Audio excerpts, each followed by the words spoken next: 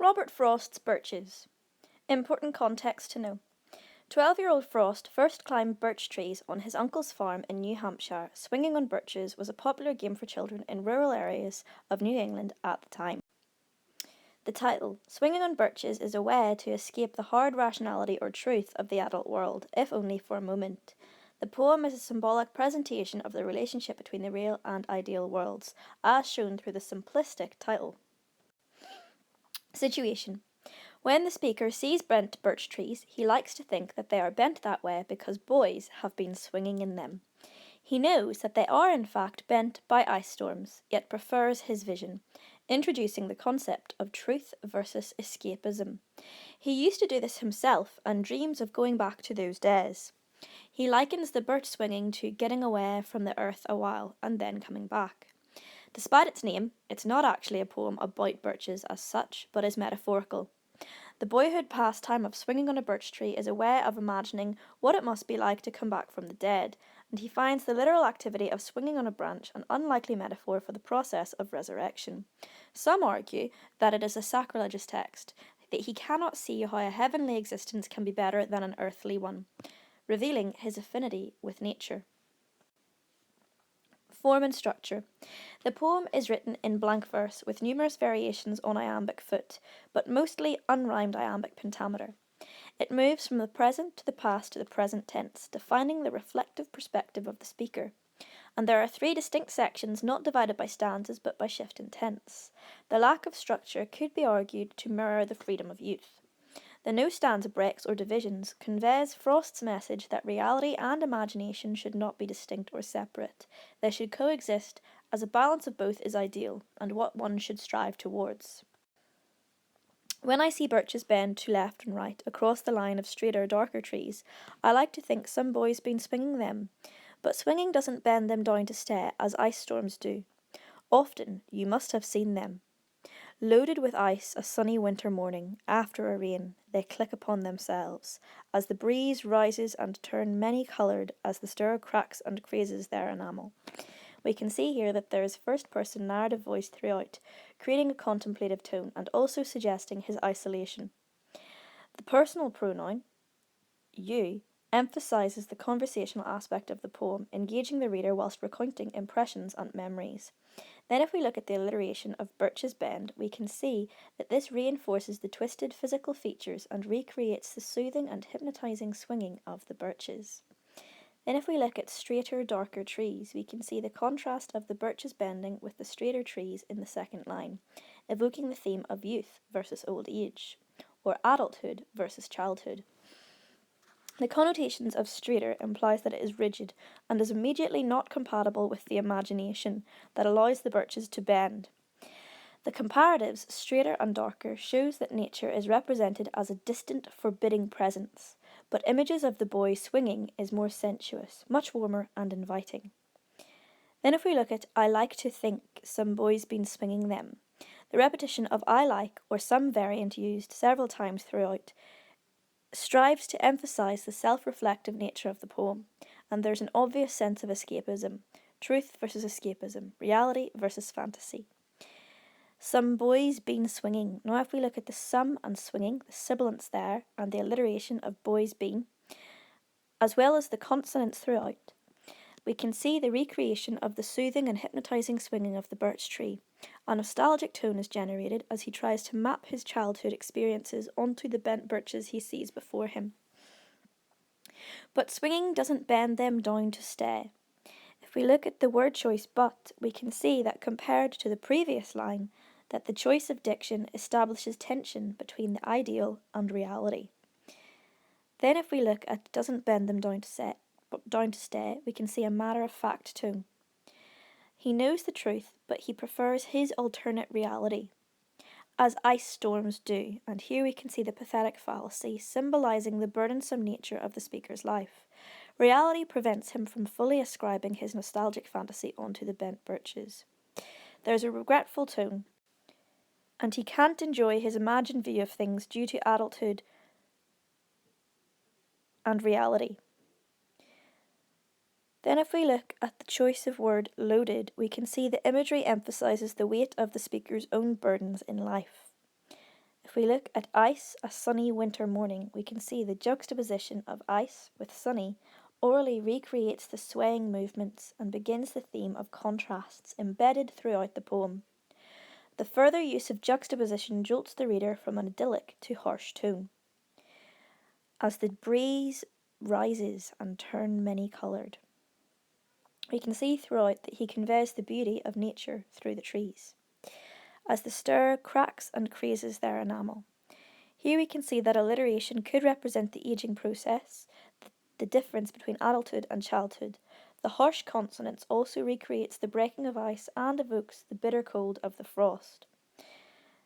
The enamel is also a metaphor that reveals his fascination by the beauty of the ice rather than the reality that it represents. The dark wooded landscape is pliable, malleable, and we can see that the trees that evoke this quality capture the poet's attention and kicks off his meditation. The poet enjoys escaping into his imagination. Soon the sun's warmth makes them shed crystal shells, shattering and avalanching on the snow crust, such heaps of broken glass to sweep away. You'd think the inner dome of heaven had fallen. They are dragged to the withered bracken by the load, and they seem not to break, though once there abode. So low for so long, they never right themselves. You may see their trunks arching in the woods, years afterwards, trailing their leaves on the ground, like girls on hands and knees that threw their hair before them over their heads to dry in the sun. If you look here in this section, you can see that sibilance creates the sound of the snow melting. This is a highly descriptive section, emphasising how transfixed he is with the concept of escapism. Note the juxtaposition of the opposing images, the sun's warmth with the ice, the crystal shells of the ice. This shows how the speaker needs balance between the imaginary and reality in his life. Then if we look at the violent verb, or the violent imagery, shattering. The violent imagery of nature as a powerful being is here. This section is rich in metaphor, and the verb choice creates a hyperbolic description showing his preoccupation with fantasy. Then we have the metaphor of broken glass.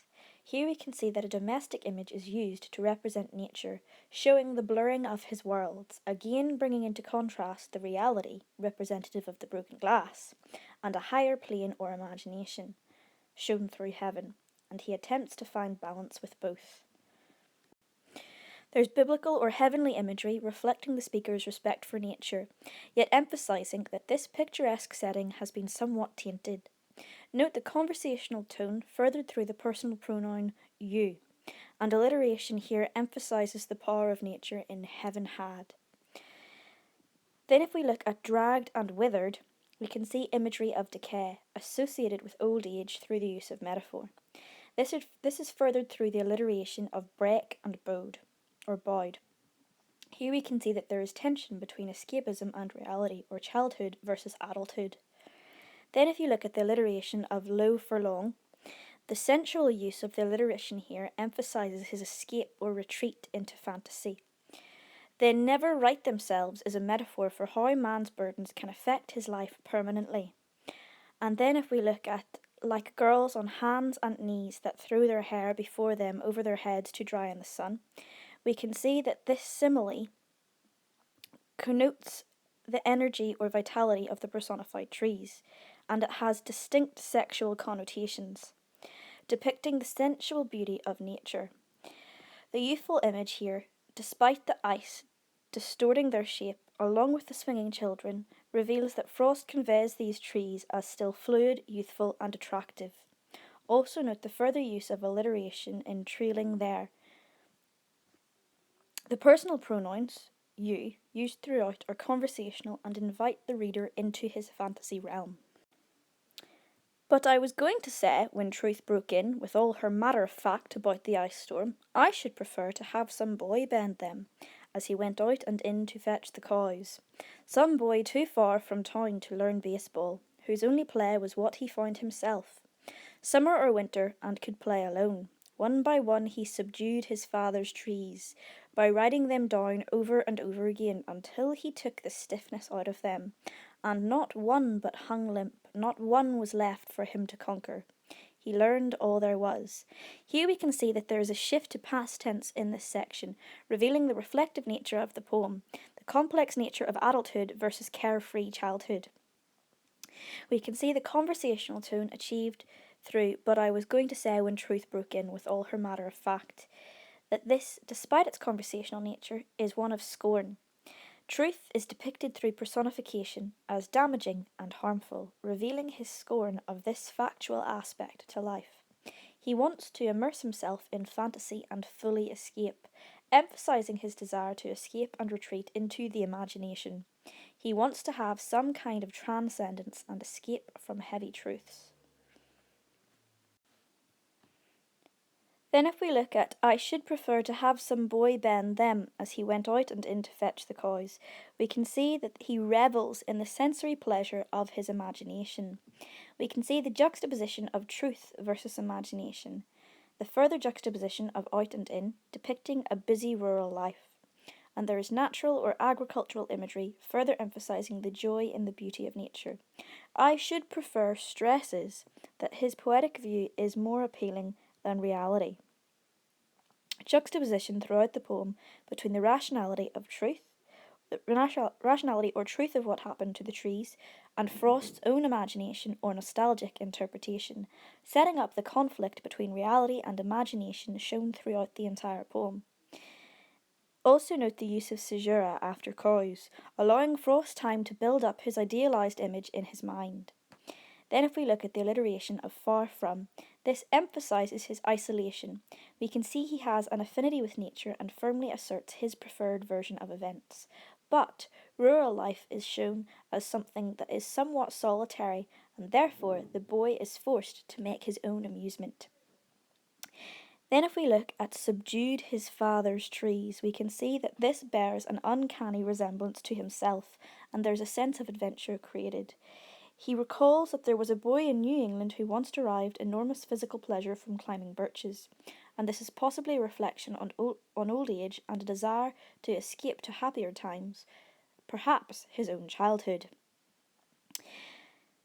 We can see that Frost indulges to the full the desired version that he could allow himself in the poem's opening lines when he says one by one he subdued his father's trees by writing them down over and over again. The repetition shows the boyhood pleasure in climbing the trees. Everything in red clearly depicts the distinct sexual imagery to emphasize the pleasure of climbing trees for the boy, writing them down, the stiffness out of them, hung limp and conquer. To the boy, the birches represent an escape from rural work. The child is depicted as daring, freedom-loving, and physical, and the use of the word conquer reveals or depicts his mastery. To learn about not launching out too soon, and so not carrying the tree away, clear to the ground he always kept his poise, to the top branches climbing carefully, with the same pains you use to fill a cup, up to the brim, and even above the brim. Then he flung outward, feet first, with a swish, kicking his way down through the air to the ground. Here we can see that the use of enjambment throughout drives the poem forward, ensuring that the conversational aspect is constantly continued. We can see the clearly sexual imagery in "learn about not launching out too soon." This, teamed with the assonance, adds to the romanticized view of nature as a way of reaching oblivion, shown through the highly sensory or sensual memory. Again, launching emphasizes his mastery. He climbs elegantly, professionally, as repeated through poise. Then if we look at the alliteration in "the tree," this emphasizes the pleasure that the boy derives from childhood pastimes and reinforces how well practiced he is. Then if we look with the same pains you use to fill a cup, up to the brim and even above the brim. This conveys the control that the boy has mastered by frequently climbing the trees, and is also reflective of the need for care and precision in climbing birches. The metaphor "above the brim" is important in depicting the concept of transcending limits. The alliteration of "flung" and "feet first" is important as it reinforces the delight of the young boy in participating in this activity. The caesura used here slows down the pace, building the anticipation and reflecting the excitement of the child. This is a highly descriptive section, adding to the sensory appeal and paints a vivid fantasy. Vivid verbs emphasize the sense of adventure. Look at swish and kicking. Kicking reveals his exhilarating descent, yet if reality is represented by earth-bound ground, he is fighting against it, resisting it. Also note the unbroken line, unlike the previous one, representing the boy's easy, graceful flow to the ground. This is a highly developed memory or imagination. So was I once myself, a swinger of birches, and so I dream of going back to be. It's when I'm weary of considerations, and life is too much like a pathless wood, where your face burns and tickles with the cobwebs broken across it, and one eye is weeping, from a twig's having lashed across it open, and I'd like to get away from earth a while, and then come back to it, and begin over. Here we can see that there's a shift back to present tense, depicting the move from childhood to adulthood, and reinforcing the nostalgia. The repetition of so and once reinforces the wistful, nostalgic mood. The nostalgic tone reflects on childhood experiences, wishing he could return to the carefree childhood time. When life gets too much for him, he needs to escape briefly, to get off the ground, as the birch swinger does. He wants to use nature as a form of escapism, a way to reach sensory oblivion, shown through the alliteration of back to be.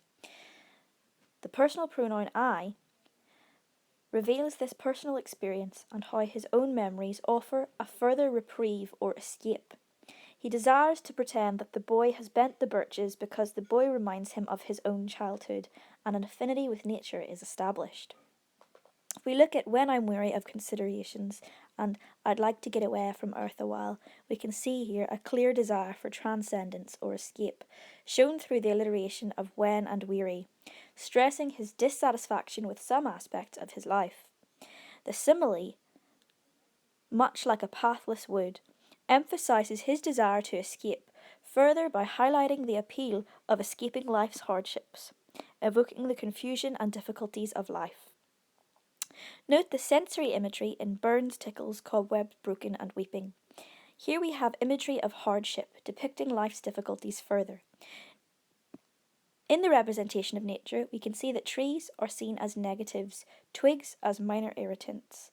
Note the aggressive verb lashed, further depicting life's difficulties. We can see here that the interaction with the natural world acts as a means of escape for Frost, leaving behind the difficulties of every day. He wants to climb to escape a while, but seeks to return. He doesn't want to be completely removed, as shown through come back to it and begin over.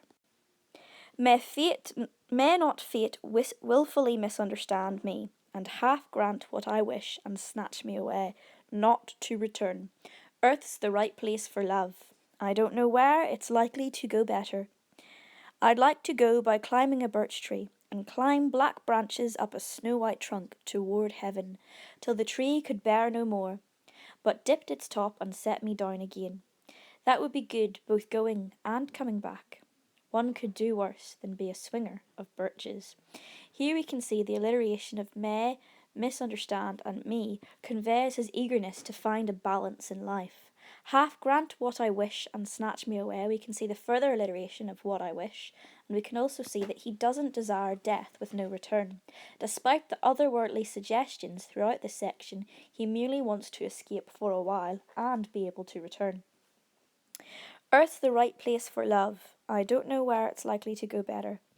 Here we can see he reinforces his ties to the earth, replacing his vision of an afterlife with a wish to remain in the material universe despite its difficulties and complications. It takes on a contemplative tone.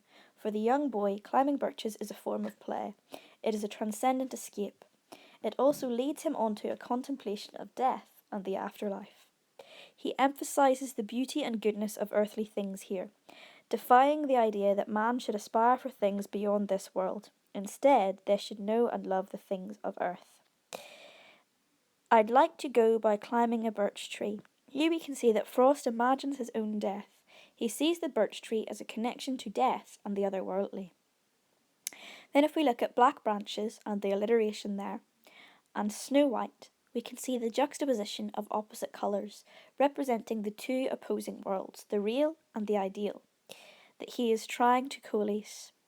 There is imagery of light versus dark, emphasising the contrast between these two worlds. Then again, we have further biblical imagery toward heaven.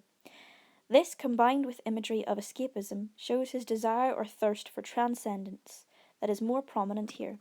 The fact that towards is italicized in your anthology stresses that he doesn't want to abandon earthly occupations, just escape. Then if we look at till the tree, we can see the alliteration, and to go too far here would mean that he would be entirely lost. But we can see that he does not go too far, he does not lose himself, but only pushes himself to the limits of earthly possibility.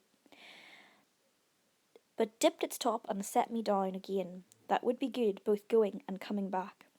Here we can see, through the juxtaposition of top and down, going and coming, that he flirts with the idea of death and resurrection. Nature is depicted as peaceful, profound, and gentle. The tree is pliant. We can see that this is an exhilarating description of natural phenomenon. Simple conversational language expresses a simple moral message. Escape is only temporary. The freedom of imagination is appealing and wondrous, but the narrator still cannot avoid returning to truth and his responsibilities on the ground. Also note the iambic pentameter that generates a slowing and peaceful tempo. Now if we look at the final line. Climbing birches metaphorically represents the best sentence in life, according to Frost, having and reaching towards ideals and hopes, yet remaining realistic. Not being stuck on the ground and not reaching or climbing, not letting the imagination etc. run away with you in an unrealistic sense. The tone throughout could be described as conversational, which is reinforced through the enjambment, wistful or nostalgic. Themes. The SEA themes for this year are childhood, self-discovery and nature. Other themes we can see through previous specifications and also further analysis of the poem: escapism, old age, death, and especially a desire for death. The title is Birches, but the subject is birch swinging, and the theme of the poem seems to be, more generally and more deeply, this motion of swinging. The force behind it comes from contrary poles, truth and imagination, earth and heaven, concrete and spirit, control and abandon, flight and return. We have the earth below, we have the world of the treetops, and above we have the motion between these two poles. The whole upward thrust of the poem is towards imagination, escape and transcendence, and away from heavy truth. The downward pull is back to earth. Likely, everyone understands the desire to get away from the earth a while. The attraction of climbing trees is likewise universal. Who would not like to climb above the fray, to leave below the difficulties or drudgery of the everyday, particularly when one is weary of considerations and life is too much like a pathless wood? One way to navigate a pathless wood is to climb a tree, but this act of climbing is not necessarily so pragmatically motivated. For the boy, it is a form of play, but for the man, it is a transcendent escape. In either case, climbing birches seems synonymous with imagination and the imaginative act, a push towards the ethereal and even the contemplation of death. But the speaker does not leave it at that. He does not want his wish half fulfilled, does not want to be left, so to speak, out on a limb. If climbing trees is a sort of push towards transcendence, then complete transcendence means never to come back down. But this speaker is not someone who puts much stock in the promise of an afterlife. He rejects the self-delusional extreme of imagination, and he reinforces his ties to the earth. He says, earth's the right place for love, however imperfect. Though his face burns and one eye is weeping, he must escape to keep his sanity, yet he must return to keep going. He wants to push towards heaven, to the limits of earthly possibility, but to go too far is to be lost. The upward motion requires a complement, a swinging in the other direction, to maintain a livable balance.